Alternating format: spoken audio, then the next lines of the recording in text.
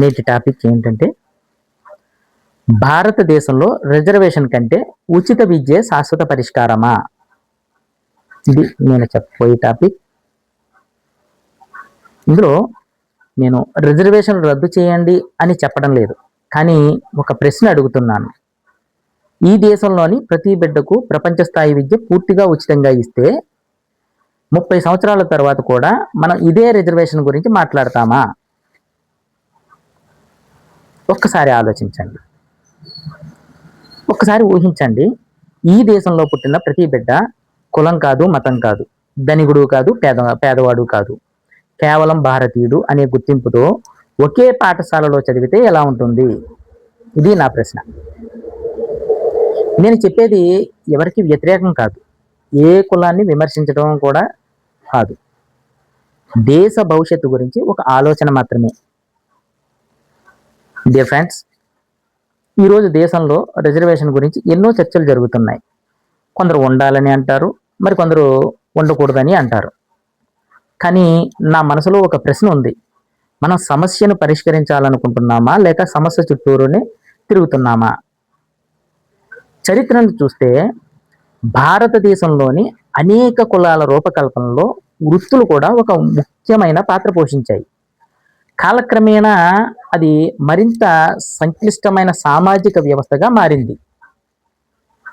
ఈ విభేదాలను ఇంకా కొనసాగించాలా, లేక కొత్త తరానికి ఒక కొత్త దారి చూపాలా?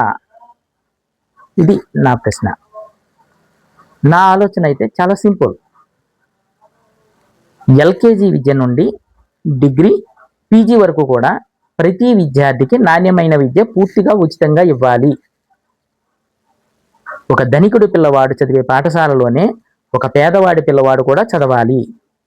ఒక మంత్రి కొడుకు కూర్చున్న బెంచి పైనే ఒక కూలీ కొడుకు కూడా కూర్చోవాలి. ఒక డాక్టర్ కూతురు చదివే క్లాస్ రూమ్లోనే ఒక రైతు కూతురు కూడా చదవాలి. ఇది నా ఆలోచన. ఇలా జరిగితే అక్కడ ఎవరి కులం అడగరు, ఎవరు కులం అడగరు, ఎవరి బ్యాంక్ బ్యాలెన్స్ కూడా అడగరు, ఎవరి బ్యాక్గ్రౌండ్ కూడా అడగరు. అందరూ కేవలం విద్యార్థులు అక్కడ ఉండే వాళ్ళందరూ. చిన్నప్పటి నుంచి కలిసి చదివిన పిల్లల్లో నువ్వు వేరు నేను వేరు అనే భావన క్రమంగా తగ్గే అవకాశం ఉంటుంది. ఇలా చేస్తే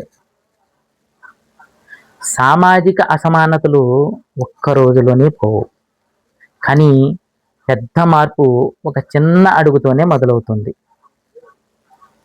ఈరోజు పాఠశాలలో కలిసిన పిల్లలు రేపు కలిసి ఉద్యోగాలు చేస్తారు, ఎల్లుండి కలిసి దేశాన్ని నడిపిస్తారు. ప్రపంచంలో అభివృద్ధి చెందిన దేశాలన్నీ చూస్తే Finland, Norway, Denmark, Sweden, Germany ఇలాంటి దేశాలన్నీ కూడా నాణ్యమైన ప్రభుత్వ విద్యకు చాలా ప్రాధాన్యత ఇచ్చాయి. అందుకే అక్కడ విద్య అనేది కొద్ది మంది మాత్రమే కాదు, ప్రతి ఒక్కరికి ఒక హక్కు అది అక్కడ. అందుకే ఆ దేశాలు ప్రపంచంలో అత్యుత్తమ విద్య, నైపుణ్యం, ఆవిష్కరణలతో ముందంజలో ఉన్నాయి. అయితే ఒక విషయం స్పష్టంగా చెప్తున్నాను, ఆ దేశాలు అభివృద్ధి చెందడానికి కారణం ఉచిత విద్య ఒక్కటే కాదు, మంచి పాలన, అవినీతి తక్కువగా ఉండడం, నాణ్యమైన ఆరోగ్య వ్యవస్థ, పరిశోధనలు, సాంకేతికతపై పెట్టుబడులు, ఇవన్నీ కూడా కీలక కారణాలు. కానీ దీనంతటికీ విద్య, ఆ అభివృద్ధికి బలమైన పునాది నాణ్యమైన విద్య ఒక్కటే. అందుకే నా అభిప్రాయం ఏంటంటే విద్య అందరికీ సమానంగా ఇవ్వండి. ఆ తరువాత ఉద్యోగాల్లో మాత్రం కులం కాదు, మతం కాదు, డబ్బు కాదు, ప్రతిభ, నైపుణ్యం, కృషి మాత్రమే ప్రమాణం కావాలి. నేను చెప్పేది ఇది ఎవరి హక్కులను వ్యతిరేకించడం కాదు. ఈ దేశంలో ఒక మనిషి మరొక మనిషి కంటే గొప్పవాడా? కాదు కదా. మరి చిన్నవాడా? అది కూడా కాదు కదా. మన రాజ్యాంగం కూడా ప్రతి వ్యక్తి గౌరవాన్ని, సమానత్వాన్ని విలువలుగా చూస్తుంది. నా కల ఒక్కటే, ఒకరోజు ఈ దేశంలో ఒక చిన్నవాడు తన పేరు చెప్పాలి కానీ, తన తల్లిదండ్రులు పెట్టిన పేరు చెప్పాలి కానీ, తన కులం చెప్పాల్సిన అవసరం ఉండకూడదు. ఒక ఉద్యోగానికి వెళ్ళినప్పుడు నీ ప్రతిభ ఏంటి అని అడగాలి కానీ నీ కులం ఏంటి అని అడిగే పరిస్థితి ఉండకూడదు. దేశాన్ని మార్చేది ద్వేషం కాదు, విద్య. దేశాన్ని కలిపేది రాజకీయాలు కూడా కాదు, సమాన అవకాశాలు. దేశాన్ని గొప్పగా నిలబెట్టేది కులం కూడా కాదు, ప్రతిభ.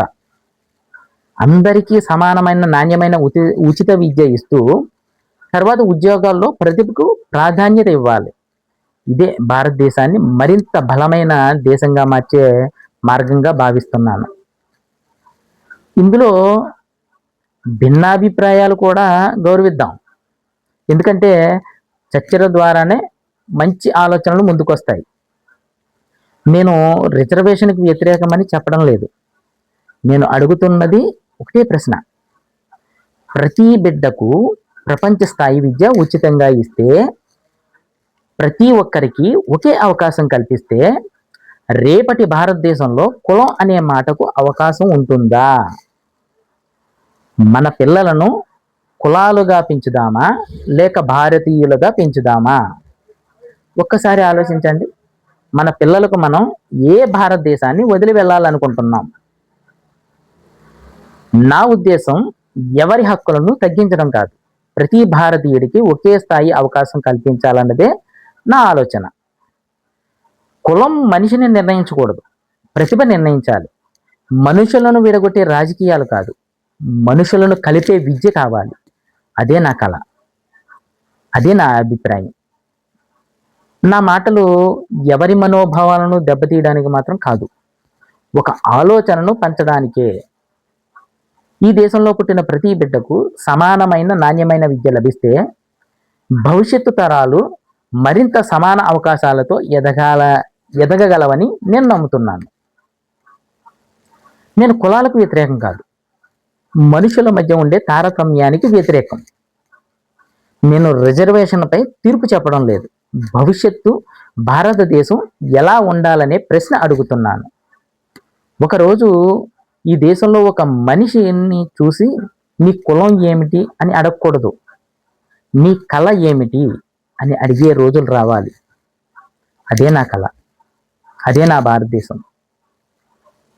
ప్రశ్నించడం నా ఉద్దేశం, విభజించడం కాదు. ఆలోచింపచేయడం నా లక్ష్యం, ఎవరిని బాధ పెట్టడం కూడా కాదు. బలమైన భారతదేశం కోసం, సమాన అవకాశాల భారతదేశం కోసం. జై హింద్, జై భారత్.